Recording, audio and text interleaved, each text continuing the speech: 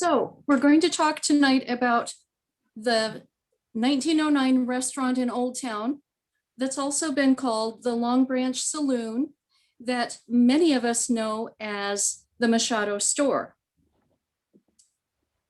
At the end of the program, I'm going to tell you what Daryl and I think is the very oldest existing building in Old Town. That's fine with me, whatever's good with you. Okay.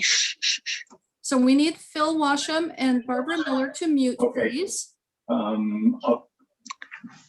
Barbara's getting herself together and we'll call you right back. Okay, I'm going to tell you, we have a special request tonight. We have some photographs that have never been seen in public before, and the owner of the photographs has asked, please do not take any screenshots. Please do not save and share these pictures, because he wants to keep the ownership of them without them going on the internet.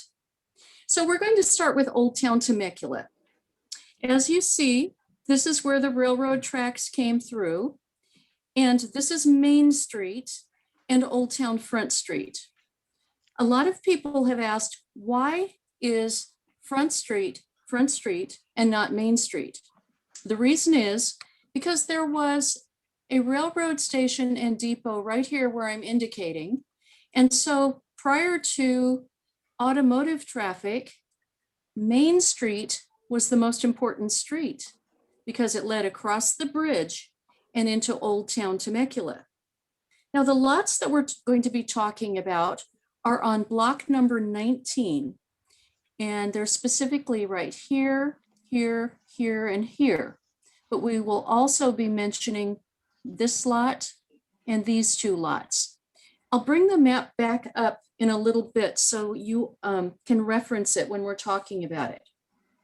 The first building at the 1909 location on this corner was built by a merchant named Simon Munt.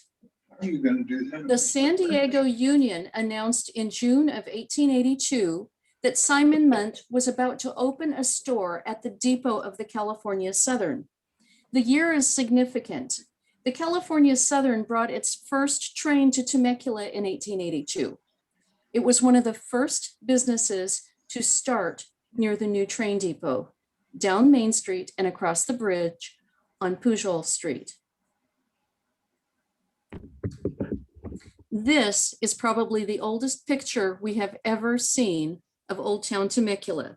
And this is one of the many that we're being treated to tonight, courtesy of Bill Stubblefield. Most of us have never seen a picture of Old Town that did not have the livery station or the mercantile building.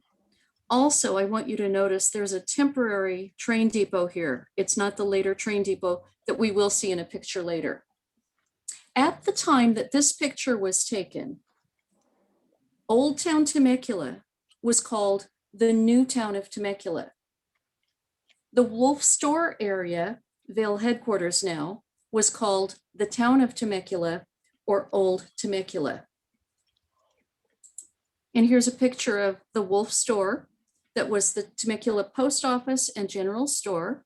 Wow. And by the way, we believe this is Ramona Wolf, and it could be some of her children here. And just a FYI, the store is still standing, and these are some hotel rooms that they ran along the side. Okay, that was just kind of a side note for you. When the railroad came into Temecula, Lewis Wolf noticed that he would need to have a business closer to the train tracks if he were to stay in business. Now, there was another gentleman that comes into the picture, and that is Mac Machado. When Wolfs and Mac Machado met, the Wolfs lived next door to the cookhouse. They lived next door to the Wolf store in what is today the cookhouse in Old Temecula. They ran the general store and the hotel rooms, and it was along the Butterfield Stagecoach Trail, or you could call it the Southern Immigrant Trail. We believe this photograph was taken outside of one of the hotel rooms at the Wolf store. Now, Mac Machado was a recent graduate of a business college. He clerked for Wolf at the Wolf store, the general store, and the second location of the Temecula post office. It's likely that Mac stayed in one of the hotel rooms while he was working there, and that just might be his doorstep of his hotel room door. Wolf and Machado formed a partnership as noted in a San Diego newspaper in 1884. It mentioned that Mac Machado bought a half interest in the Wolf store for $5,000. Wolf and Machado purchased Munt's store. We do not hear anything more about Munt, so we presume he left the area. The same year, 1884, Wolf told a San Diego newspaper that his hotel was for sale in the Little Temecula Rancho, that would be the old Wolf store, and that he had a new store near the railroad in town. The partnership between Machado and Wolf was a very interesting one because of their differences in age, nationality, religion, and culture. You add their two wives to the mix and it gets even more interesting. The four of them formed a group of business partners and they were eventually next door neighbors. I'm going to delete it because.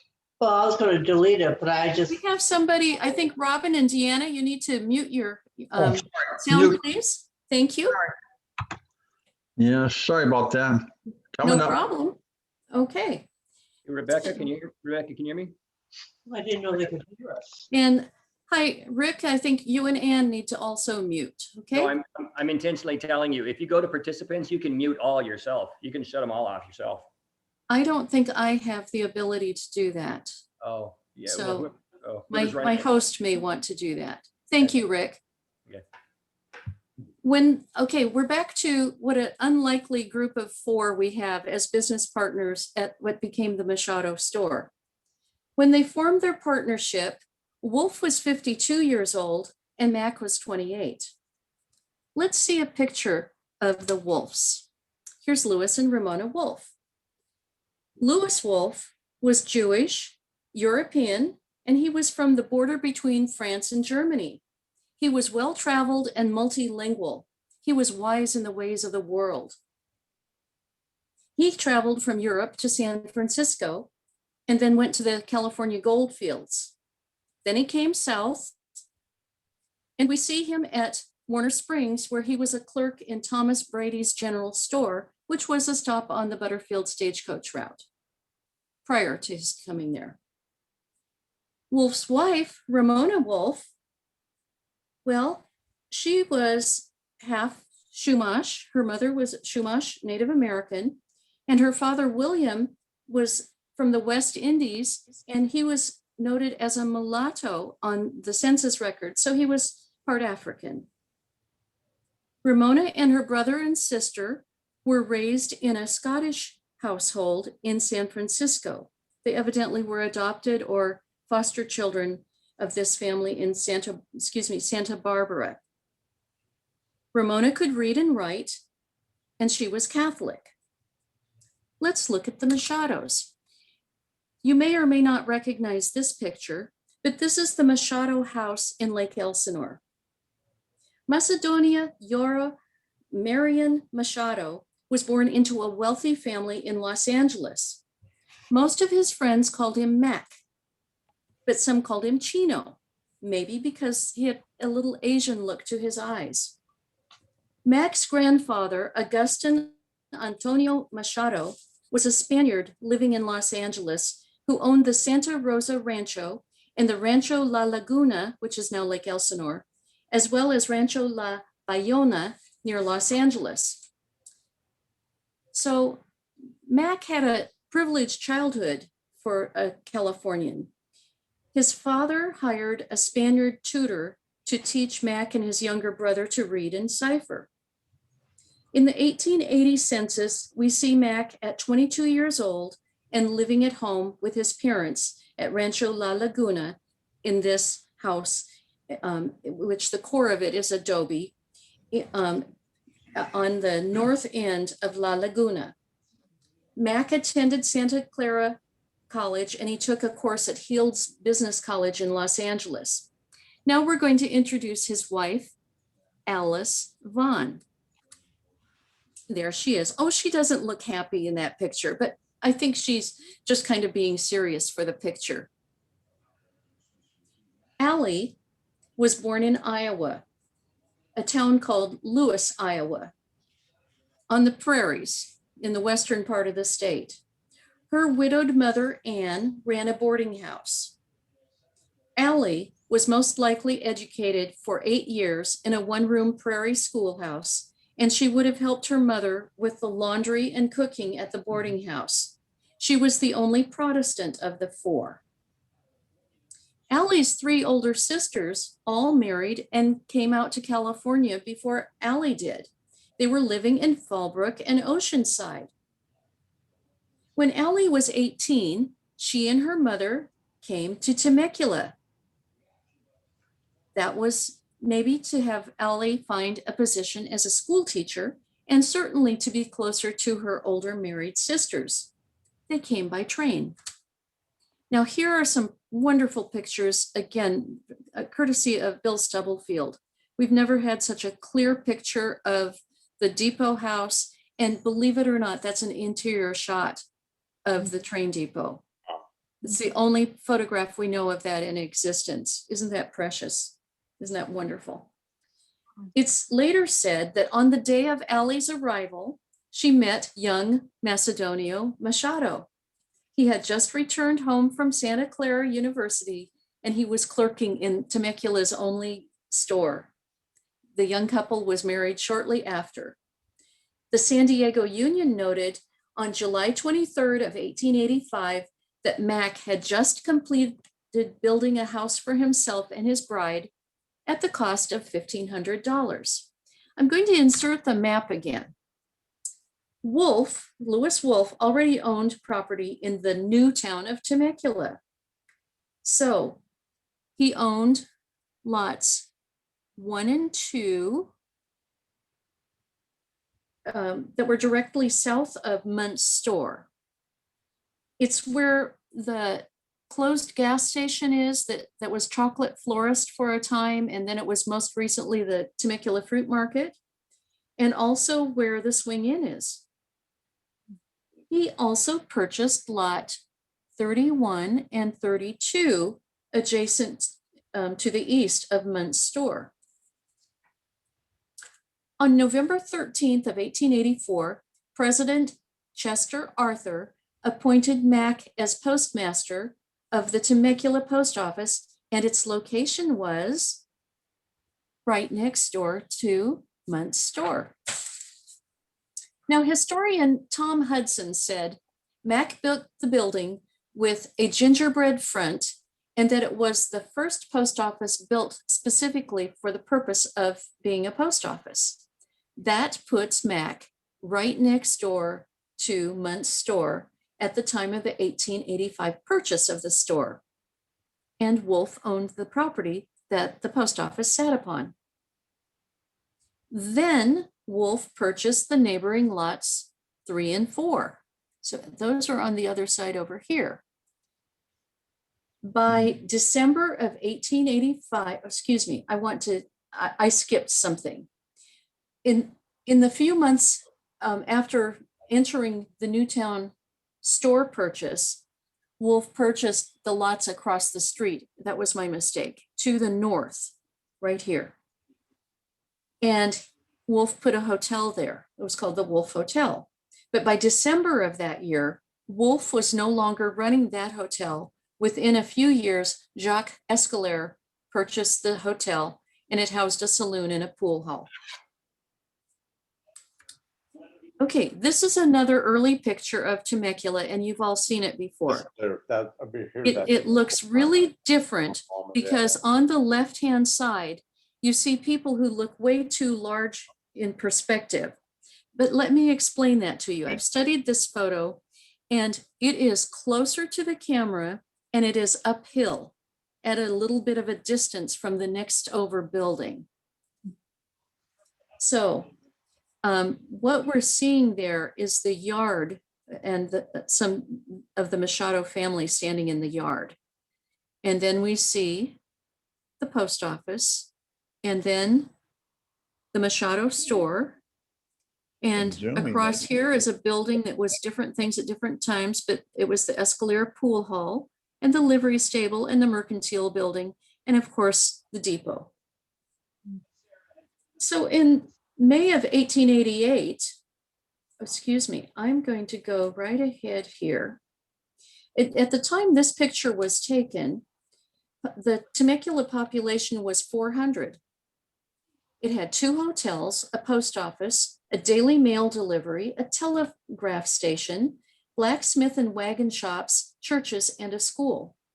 And here are the businesses that were listed: the Temecula Hotel, Hindorf Harness Maker, John McGee Apiarist, Depot Hotel, Pullman Notion Store, a blacksmith shop and wagon maker, and the Wolf and Machado store. Now, this next picture is a real delight. It was discovered in the Bill Stubblefield's scrapbook, and he is the great grandnephew of Mac Machado. We honestly shed tears of joy when we saw this photograph because we never knew this photo was in existence.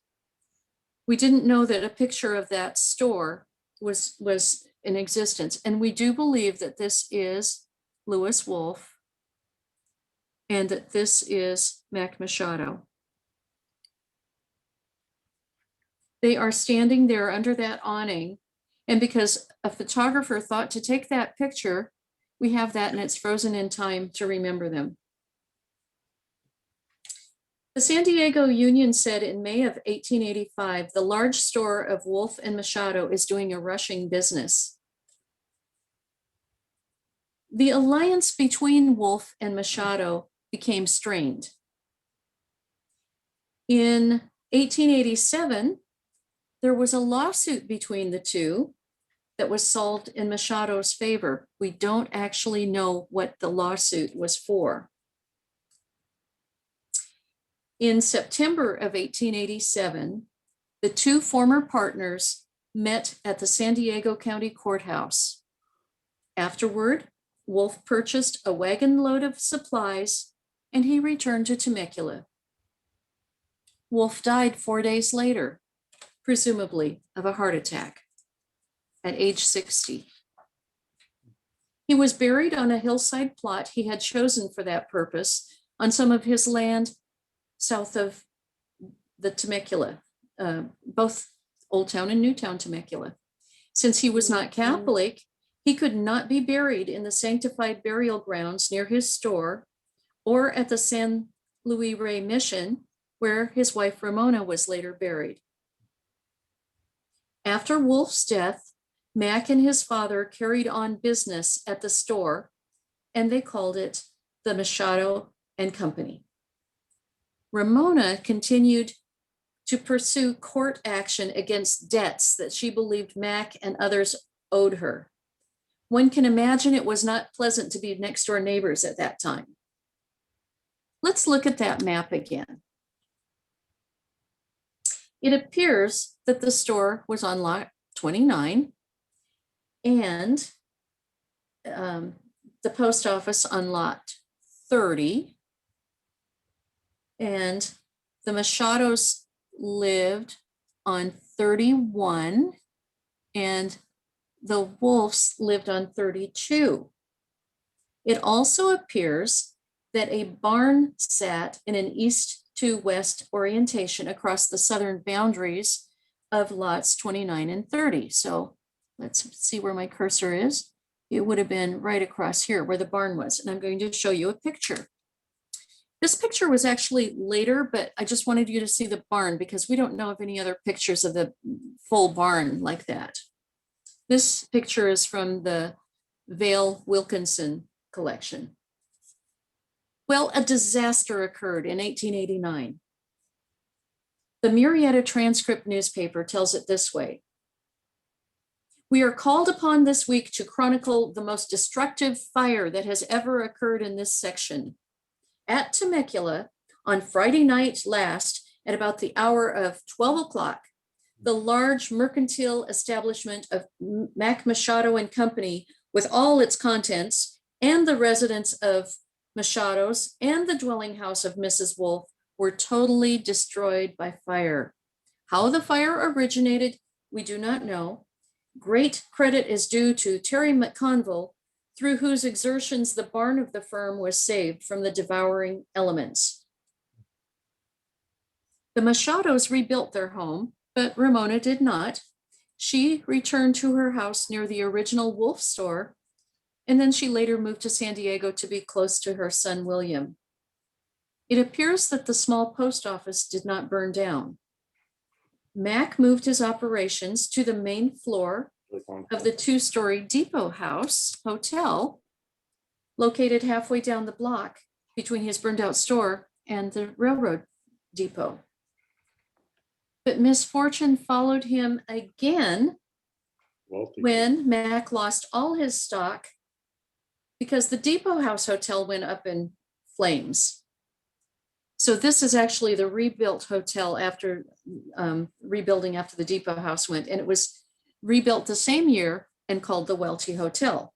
Well, why was it called the Welty Hotel? Because the family's name was Welty. Although I did hear a joke that Sandy Wilkinson, who was a Vail descendant, told. He said there were so many bed bugs that you'd get welty from staying in it.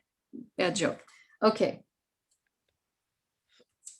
So when Mac Machado rebuilt, here's a picture on the left of his new building. And on the right are some tiles. They're made of terracotta. They were made up in Elber Hill. 11 was built out of those. Looks like James Barnett, it looks like you need to mute yourself. We're hearing your conversation. Okay, thank you if you will do that. Anyway, if you see those tiles, he constructed his store with those tiles so it wouldn't burn down. Wouldn't you want to have something that was fire resistant if you had lost your stock twice to fire? He called his new store the Mission Store.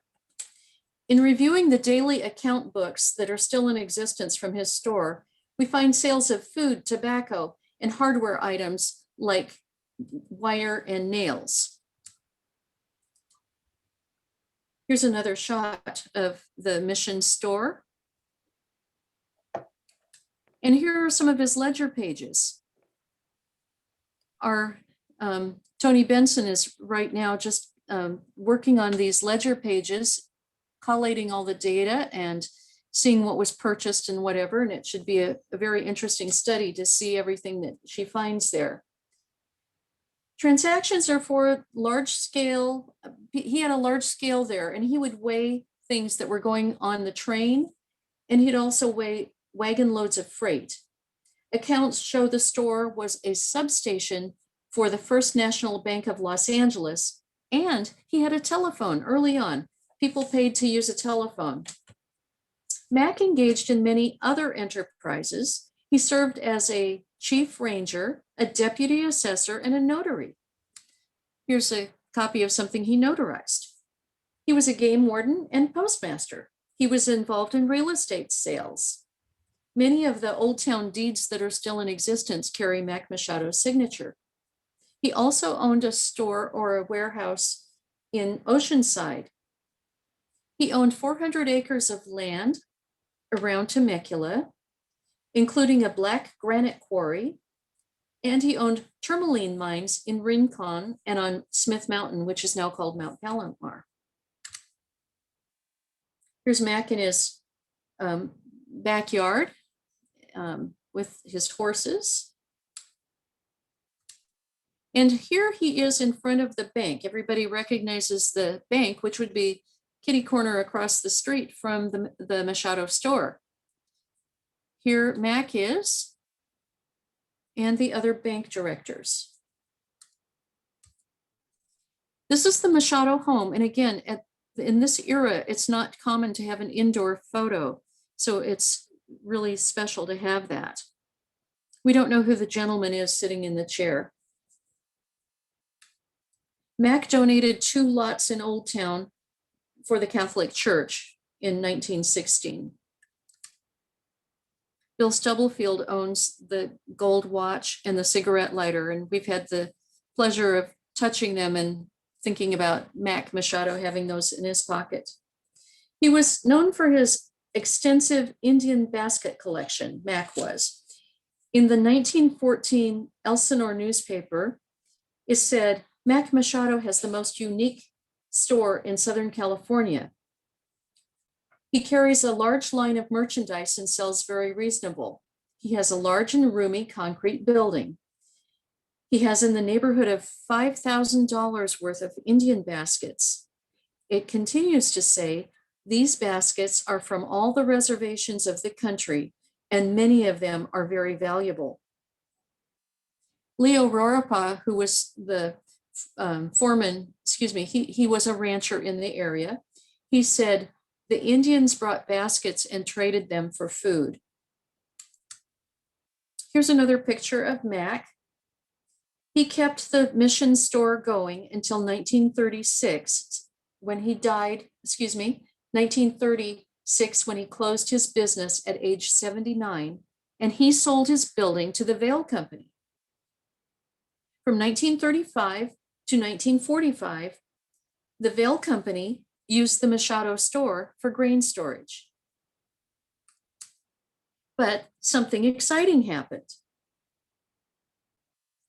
The 1945 Elsinore Leader Press announced the Mission Cafe would open on New Year's Eve in the completely remodeled and redecorated structure located in the heart of Temecula on the main highway.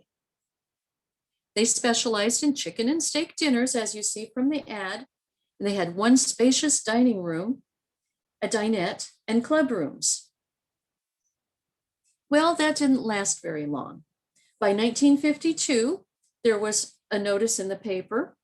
Last week, the building that has always been the main part of Temecula changed hands, and Bud Schroeder of Southgate will open a garage called Temecula Motors there. Now, this is one of the most famous renditions of the Machado store, the Long Branch Saloon. It became the Long Branch in the 1960s. It was said that no respectable woman would enter there. Rancho News said, the structure itself is one of the oldest in the area. Fights took place in the Long Branch. Too frequently, they ended in shootings, knifings, and assaults with deadly weapons. It was the second of one of the wildest encounters with Hell's Angels to ever take place in this area. In that fracas, the Indians came out on top, the bikers' leader disappeared, and Temecula became a no-no on the Hells Angels list of places to visit. It gets even more interesting. Do you see those murals that are left over from the Long Branch Saloon? Well, do you see the pulpit in front? It became, in its next life, a temporary location for Hope Lutheran Church. I guess there was even a no gambling sign while it was a church. There you see what most of us have seen. I came to town in 1988. Well, in 1992, Jack and Phyllis Buck made the building into an antique store called the Shire. It specialized in architectural salvage. In 2001, the Bucks sold the Machado store building to Rick and Dante Late. They continued to sell architectural salvage and antiques until they changed it into a women's clothing boutique called Ms. Chevius. In 2014, they relocated the boutique.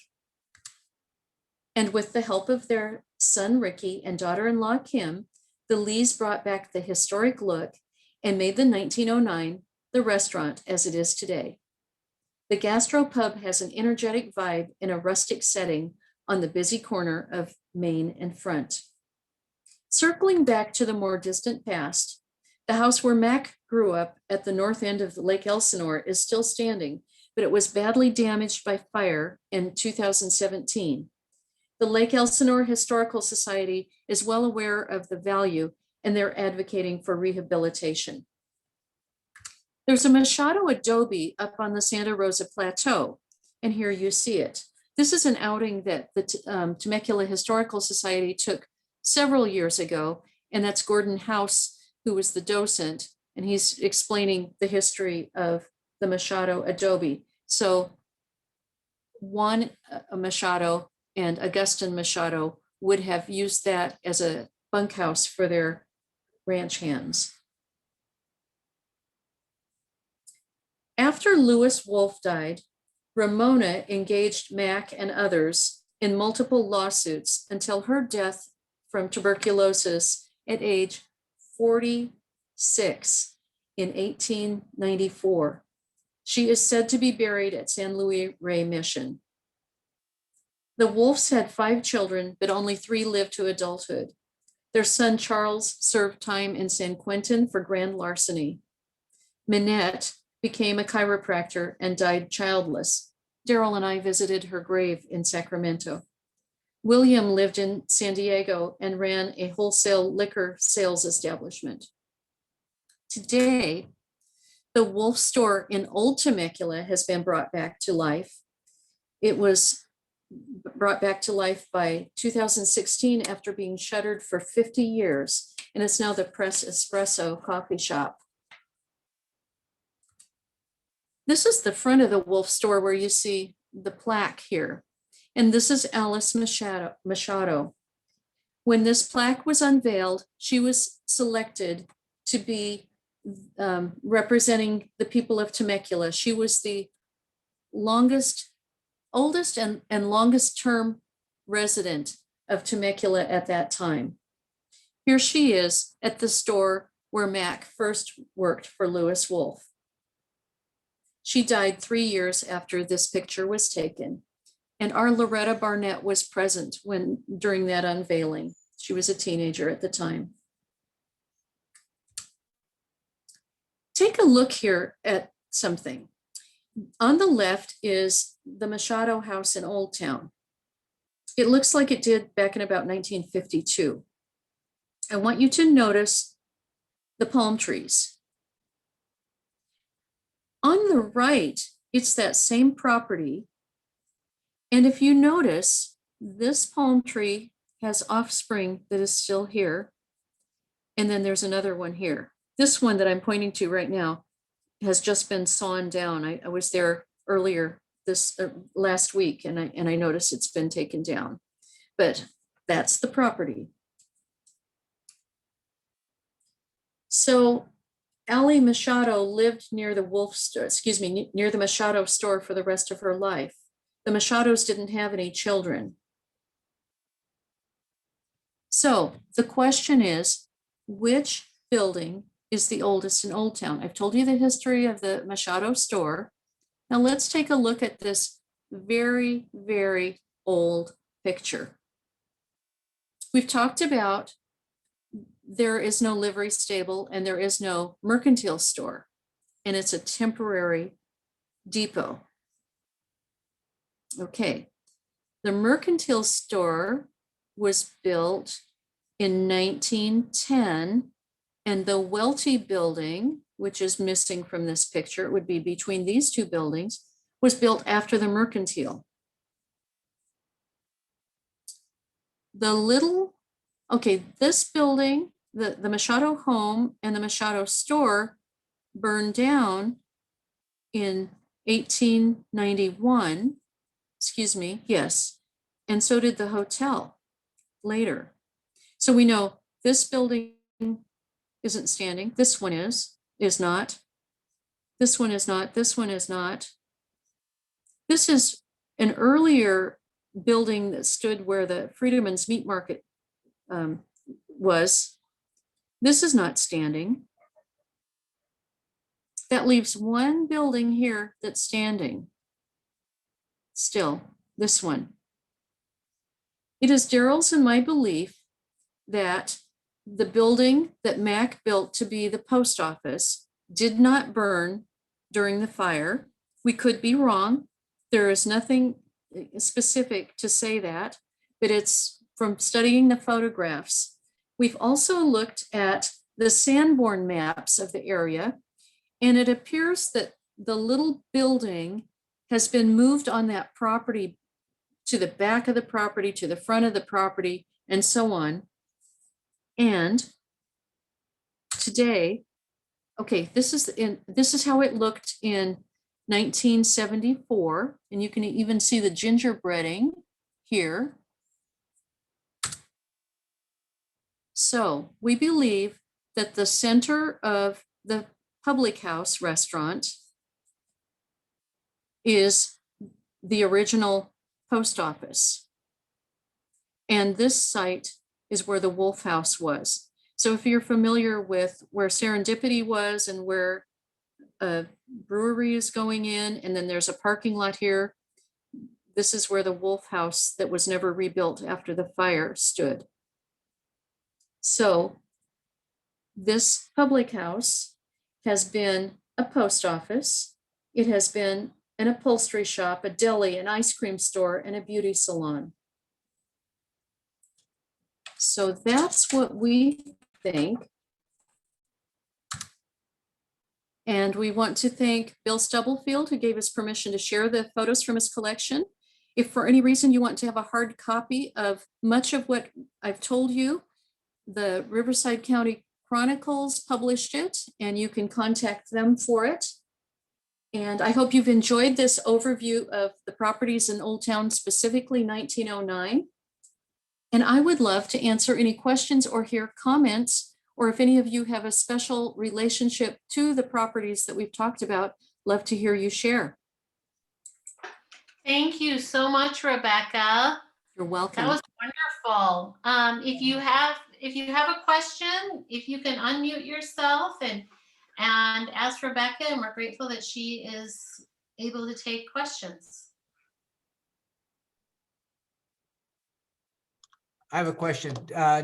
The Long Branch, was that named after Gunsmoke's Long Branch? Good question. Does anybody here know the answer to that? I don't know. I'm not seeing anybody volunteer any answers. So we just don't know. I don't know how to research that. Maybe we'll have to ask some of the, I'd say old timers, I should say long timers here to find out. Is there anybody here this evening who has a special relationship with the store? Are any of the Lee family here tonight? Okay. Barbara Miller, are you